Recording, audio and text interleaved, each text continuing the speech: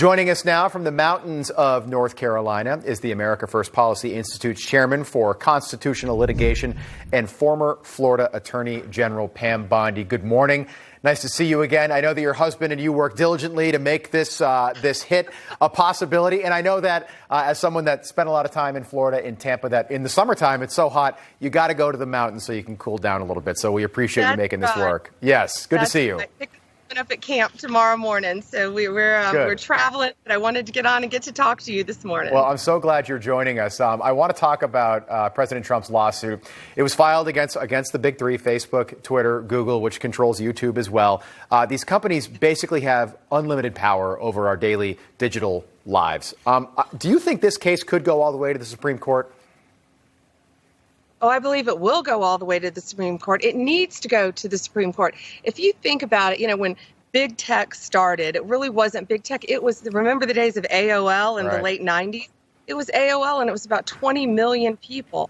Now these platforms they have billions worldwide, and they are controlling, they're the 21st century town hall, big tech, and they're controlling basically all of the information that comes out from all Americans throughout not only the states but the country.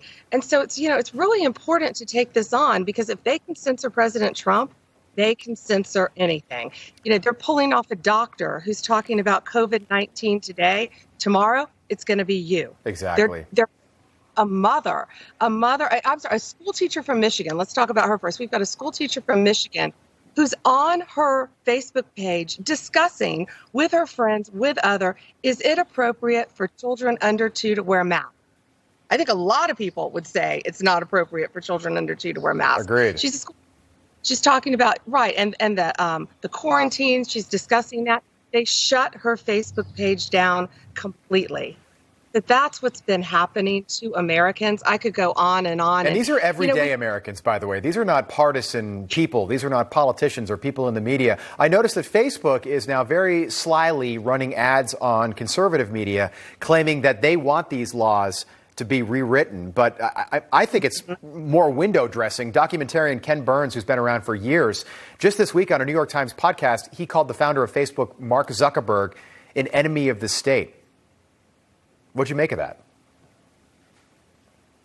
Yeah, well, they are running ads, and you're right. It was very sly. So what protects them in their mind is Section 230. And Section 230 came around back in the day, like I was saying, when AOL was around, to let big tech pull off pedophiles, pull off child predators, to censor in that way. And it's really evolved in their minds into a full-blown immunity for them, where they can violate the First Amendment. And as we all know, that's the most important constitutional amendment in my mind we have. And the Supreme Court has also ruled on that, how important, of course, the First Amendment is. And what they're doing, they just can't get away with. And that's why this case is so important. And, you said it's everyday Americans. It is. And it's also, you would be surprised, 65,000 people have written in, emailed in to takeonbigtech.com. If you have a story, please share it with America First Policy Institute. But over 65 Americans have written in, everyday Americans, and they are not all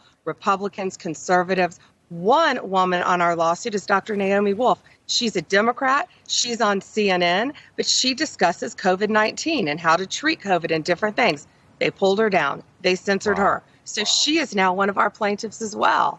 Pam, we've got just about 30 seconds left. But do you think that everyday Americans are aware that that what they are seeing is being controlled? My mother, for example, had no idea that Hunter Biden might be a bad guy. She'd never heard about the laptop before the election. I'm serious. My own mom, she's got a son on Newsmax. She had never heard of this before. But this is what she's looking at on Facebook and on her news feed.